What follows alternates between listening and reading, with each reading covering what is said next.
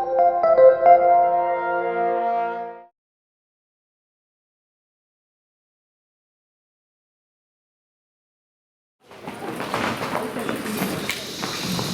morning, Boker Tov. Many of you have been asking me, what's today's program about?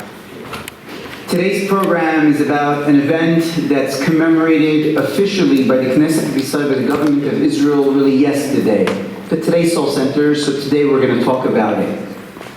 We're going to be talking about November 30th, 1947, the day that's set aside to commemorate the departure and expulsion of Jews, Sephardi, Mizrahi Jews, from Muslim countries.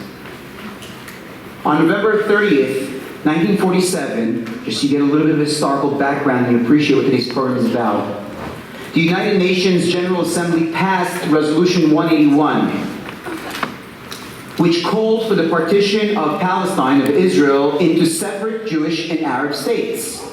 Two-state solution. The resolution, which the Arabs refused to accept, and the establishment of the State of Israel in 1948, instigated the mass expulsion and departure of Jews and violence against Jews from Jewish communities living in Arab countries. It's what my parents went through, my grandparents went through. We have guests here today who are going to tell you their story, what they personally remember, what their parents went through. Following the declaration of Israeli independence on May 14, 1948, tensions escalated even more between the Jewish and Arab communities in their regions. This resulted, of course, first and foremost, in the War of Independence, during which neighboring Arab states such as Egypt, Jordan, and Syria intervened in an attempt to prevent the establishment of the land of Israel.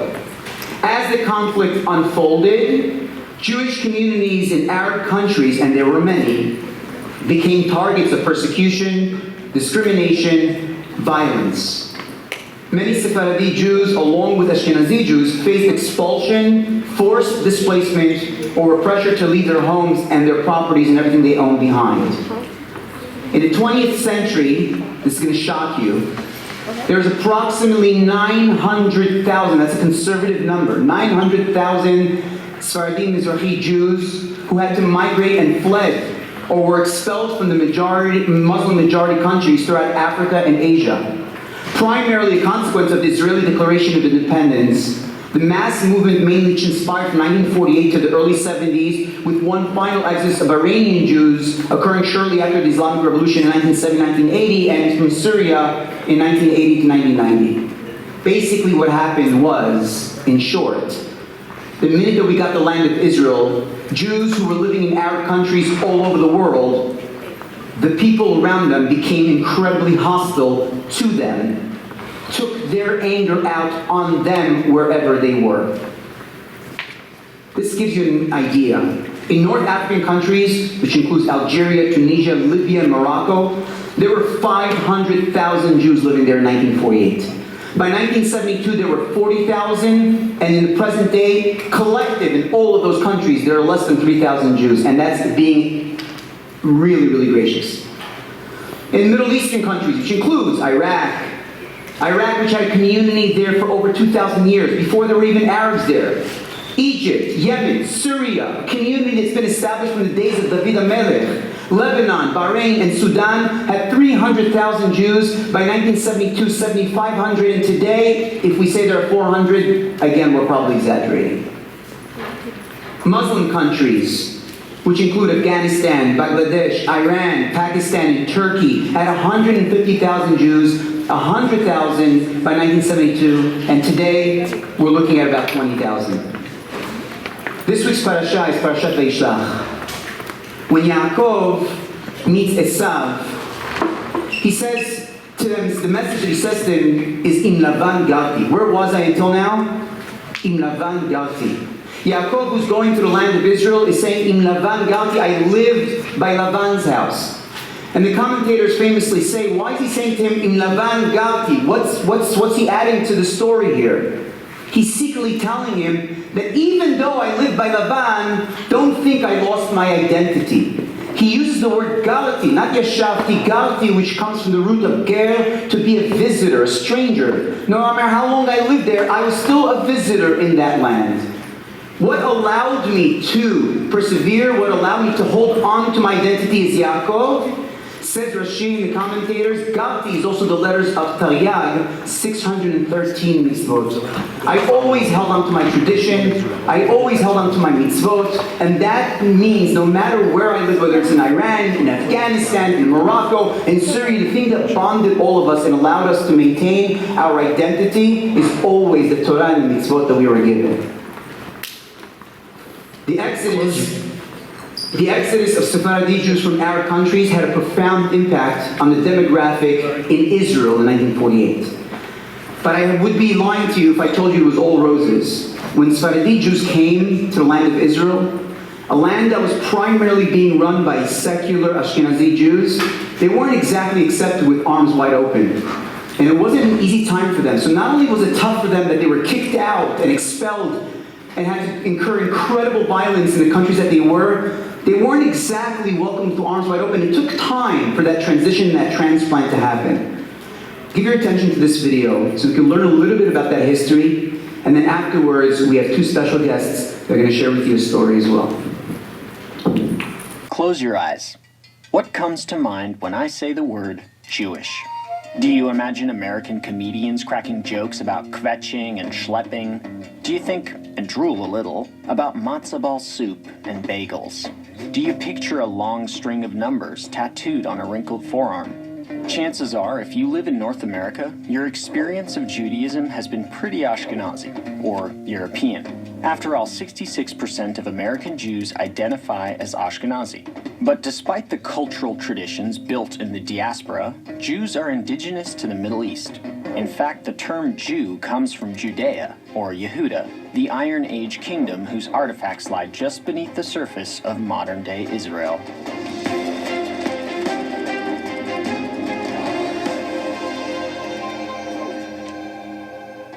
In the 2nd century CE, Roman occupiers crushed the last hint of Jewish rebellion in the region. The subsequent Jewish exile lasted nearly 2,000 years, creating a far-flung Jewish diaspora. The Jews who made their way to Southwest Asia and North Africa became known as Mizrahim, Easterners.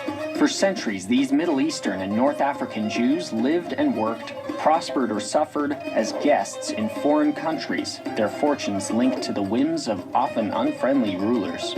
Like Jews around the world, Mizrahi Jews dreamed of returning to their ancestral homeland, directing their daily prayers toward Jerusalem. This dream became an urgent necessity as the Second World War inched closer to their borders.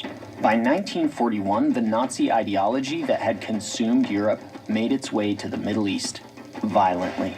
After a failed coup attempt, Iraqi fascists took their displeasure out on the country's Jews, murdering, maiming, raping, and looting in a rampage of violence known as the Farhud, Arabic for violent dispossession.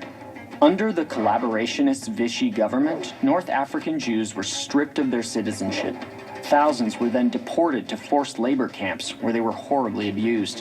By 1945, Europe was a smoldering ruin with its Jewish communities hollowed out. As shell-shocked refugees trickled into Palestine, the UN prepared to vote on a plan that would carve out two separate states, one for Jews and one for Arabs, from the tiny sliver of land between the Jordan River and the Mediterranean Sea. In response, Muslim countries from Egypt to Iraq vowed that if Israel came into existence, the region's Jews would suffer horribly. A New York Times headline from May 1948 summarized the situation aptly. Jews in grave danger in all Muslim lands, 900,000 in Africa and Asia face wrath of their foes. But Mizrahi Jews had a safe haven. True, their destination was a tiny, desperately poor country embroiled in a war against 6 much larger nations. And yes, it was bursting at the seams with refugees and survivors from all over the world. But it was also a place toward which Jews had directed 2,000 years' worth of prayers. And it was, and remains, the only country in the world that provides Jews with refuge, no questions asked. All told, nearly 600,000 Mizrahi Jews streamed into Israel between 1948 and 1972. Most were destitute, their property seized by the governments of their former homes.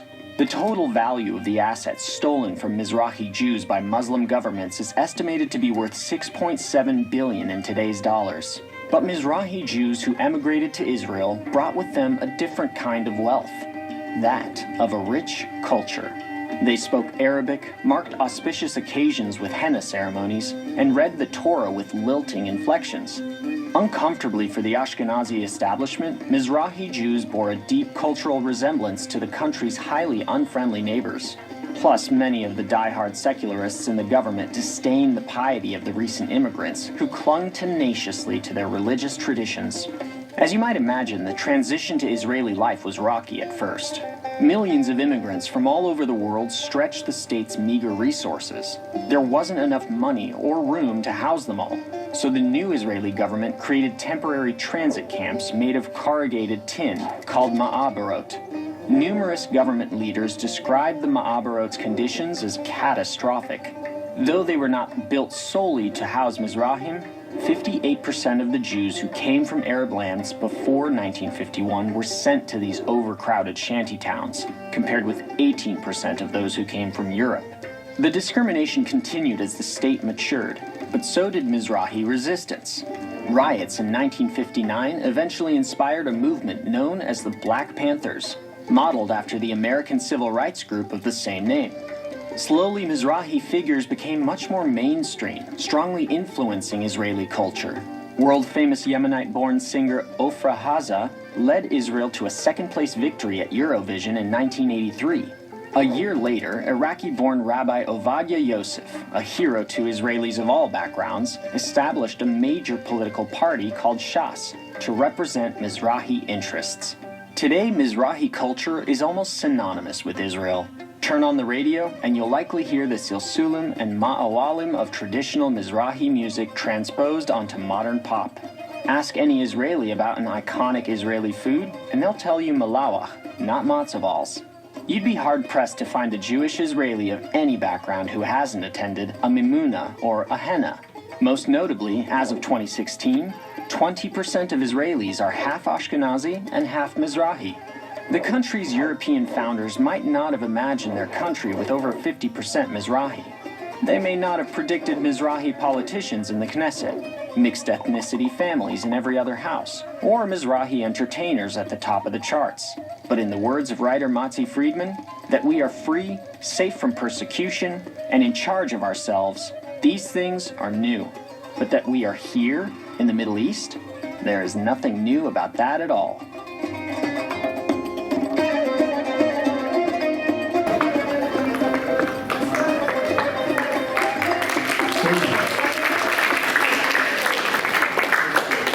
I'm going to call up right now two parents from the school, Edmund's father, Joey and Tevi, and Ari Preciado's father, Ernesto. If they can please come up and share with you a story, two stories from this great story that you've heard here today. Let's give them a round of applause.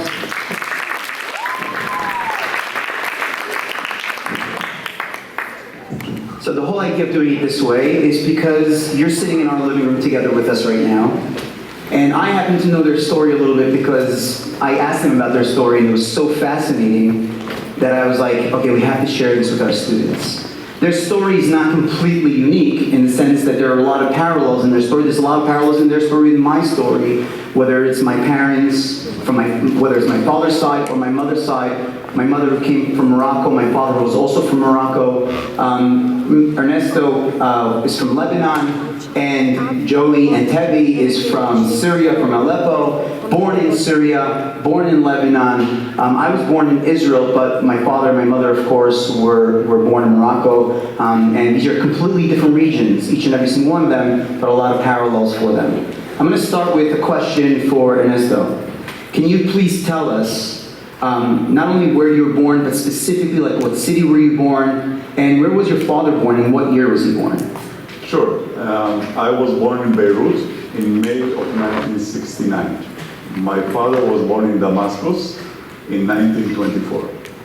And I understand that your father was educated in Damascus in Syria. Correct. Can you tell us a little bit about his educational background, just to give them an idea of kind of the schooling that maybe he went through? Sure. So my father was born in Damascus. When he was 3, my grandfather passed away. So my grandmother had a choice to become a teacher in order to sustain the family. And from that point on, all of the preciados in Syria were inclined to do education. My father, as he grew up, he finished high school. He got a scholarship from the French government to study laws. And he studied in Syria under a French university to become a lawyer. When he was 21, he was graduated as a lawyer, and then with this title, which was unique at the time, it wasn't something very common, he managed to get a job in the Syrian bank. Can you point out which one is your father in this photo? Is he the one making kiddush over there? It's simple. My father is the guy with the kiddush shop. Is that him as well there in the front? Correct. And who's that next to him? The lady next to him in black is my mother, and the other two ladies there are my sisters.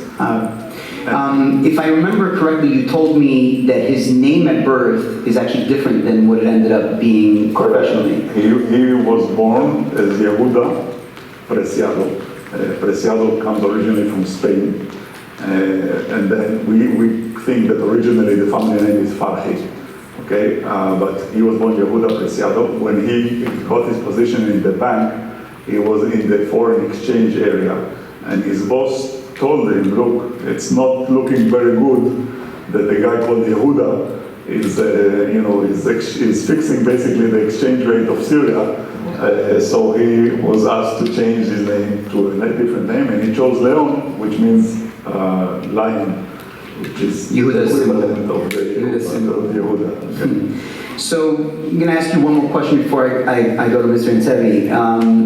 Can you tell us a little bit, what was it like for your parents in 1948? What were the conditions like as soon as the Declaration of Israel was announced? So my father described living in the Jewish quarter of Damascus and having a relatively tranquil life until 1940, 45. In the background we had World War II. Syria was under French administration, but the Jews of Syria and of Lebanon were spared from the Nazi machine.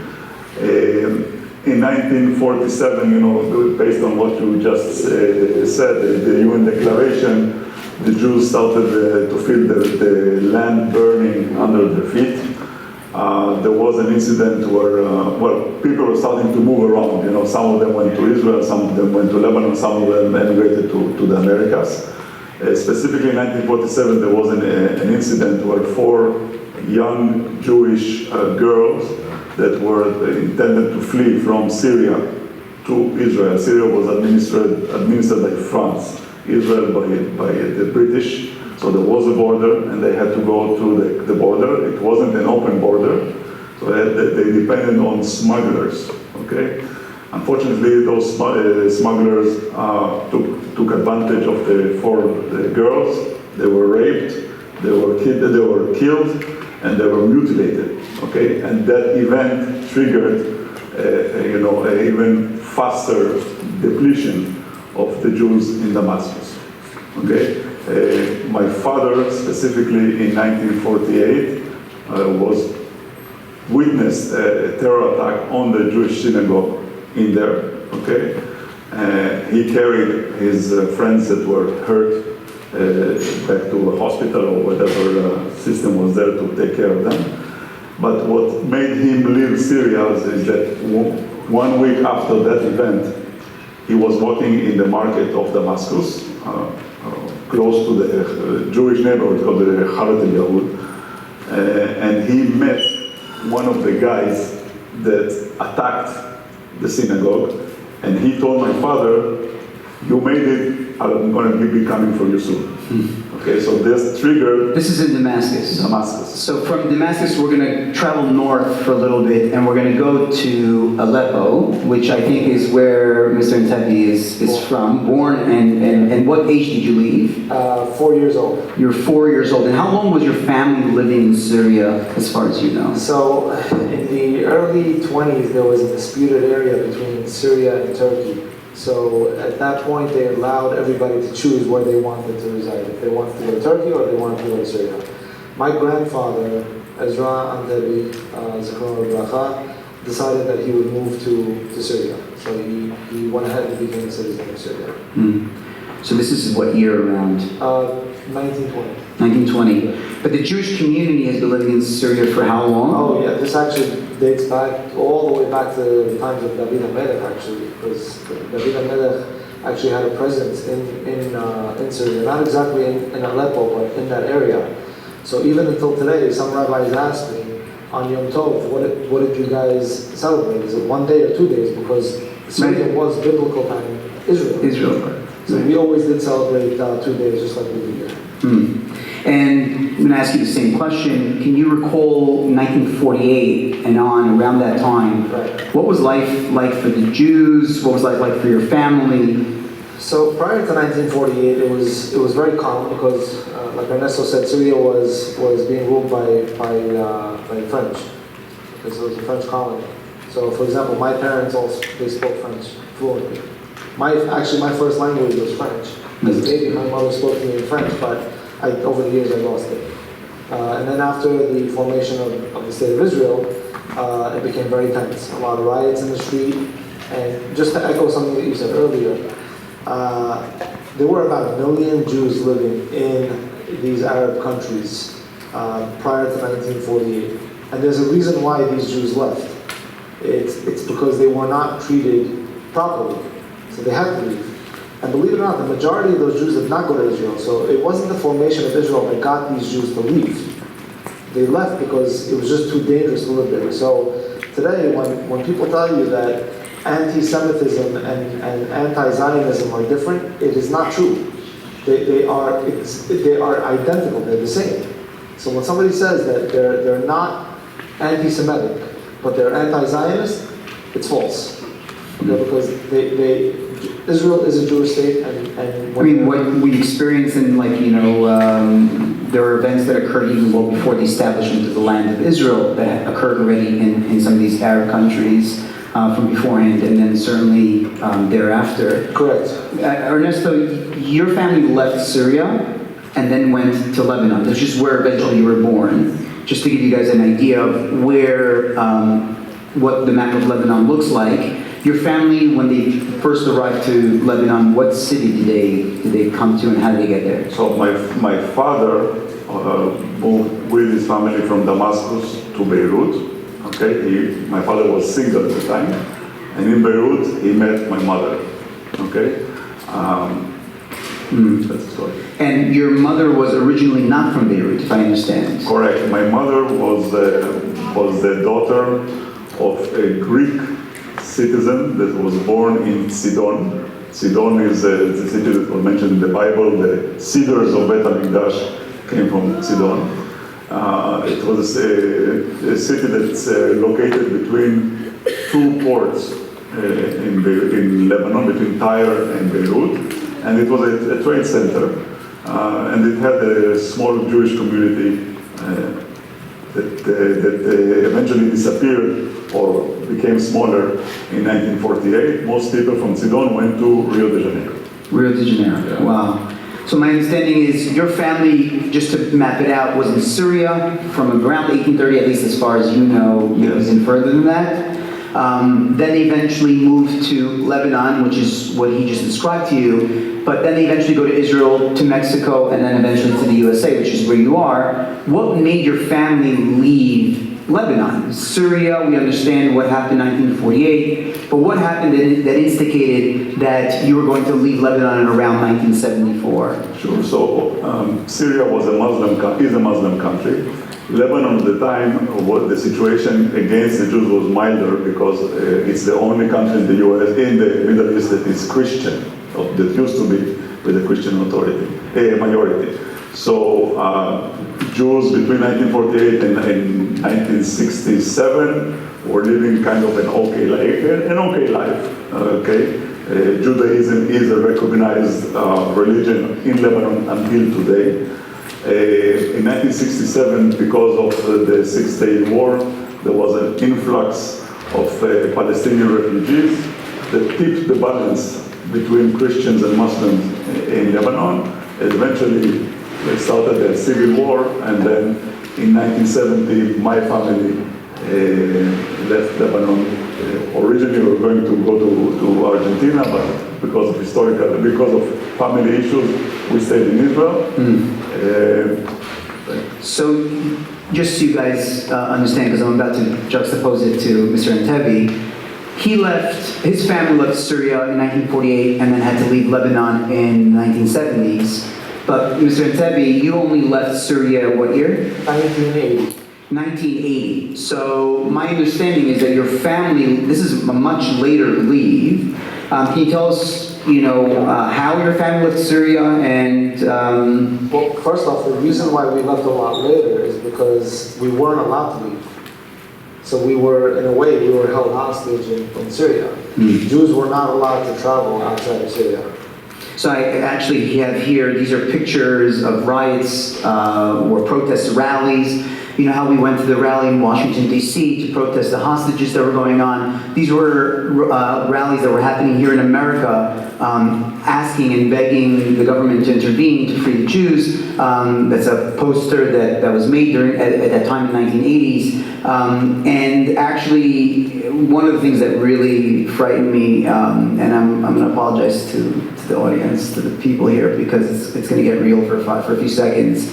And I looked up an article that was written in the 1980s about your family. Yeah. First of all, who's that in the pictures over there? So, on the left side, that's my immediate family. At the time, my father had passed away, so he's not in that image. Now, just to comment on that quickly, Ernesto has images of his family from Lebanon. I don't have any images from Syria, because when we left Syria, we weren't allowed to take our belongings with us. So personal stuff like albums, we couldn't take, because when we were leaving Syria, it was only on a travel visa, so supposedly we were coming back.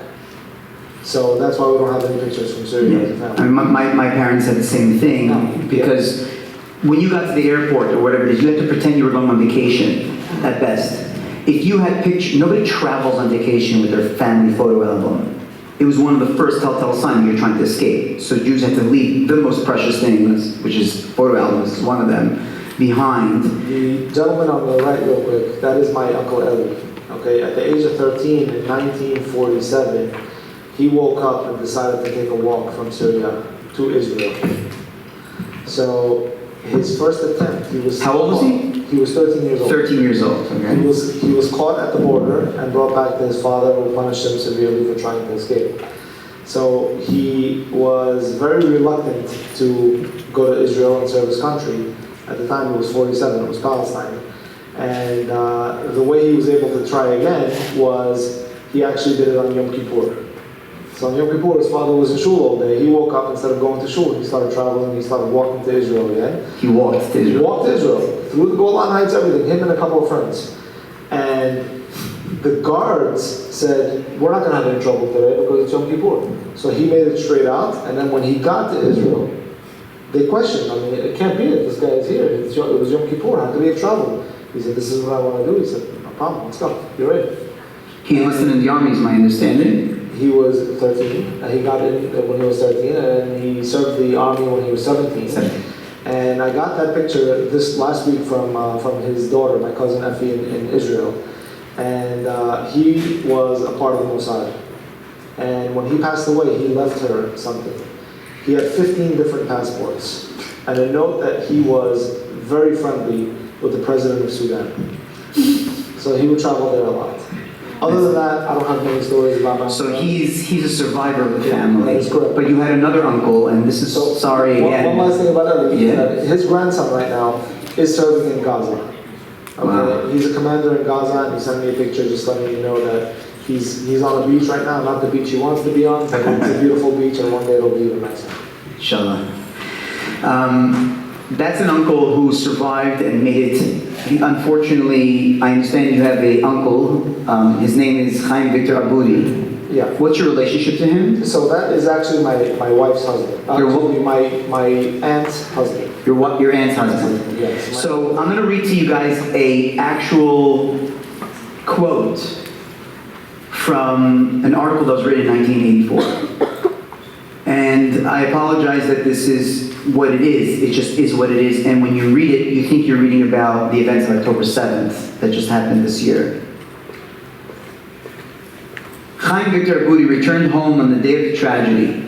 He found his wife dead and cut up. Her stomach slit open and her body mutilated. The hands of her 6-year-old son, Joseph, were cut, and the body of her 3.5-year-old daughter, Sandy, hacked to pieces and severed. The situation in Syria has become desperate. This is an event that your family experienced and somehow survived. Is there a commemoration that your family does in their name? So survival for Jews is not negotiable. That's what we do. Okay, so we don't have a choice. We survive things. Okay. In the last year, we opened up a synagogue in Israel, Bavaria, in memory of my aunt and her kids. And the name of the shul is Bet Le'avi Ladeha. That is a quote in the Torah. I think it's coming up in the next version, if I'm not mistaken. So that's what we did. But it was those events that actually stirred up those very rallies to start allowing the Jews to leave Syria. Unbelievable. Let me get back to Ernesto for just a moment. Ernesto, this is, I believe, a picture of your mother. Correct. And she lived, Zichronan Livracha, from 1934 to 1997. And this is her father, Joseph Politi. Can you please share with us just a little bit about the life of Yosef Politi, what he was in Lebanon before everything, crumbled and fell? What was his position? What did he do? Okay, so Yosef was born, as I said, in Sidon, to a Greek family. When he grew up at the age of 12, World War I started, and he was Greek by nationality. And he was, because he was Greek, living in a Turkish area, the Ottoman Empire. The Ottoman government forced all the foreigners to leave the territory and to go to Istanbul. So he left at 12. He went to Homs in Syria, spent the war there. He described it as a time of hunger, okay? And after the war ended, he was about almost 18, came back to Sidon and started as a merchant. Okay, he at the same age he became active in the Jewish community in Sidon, and in 1931 he became the president of the community, and this is his business card as a head of the community in Sidon.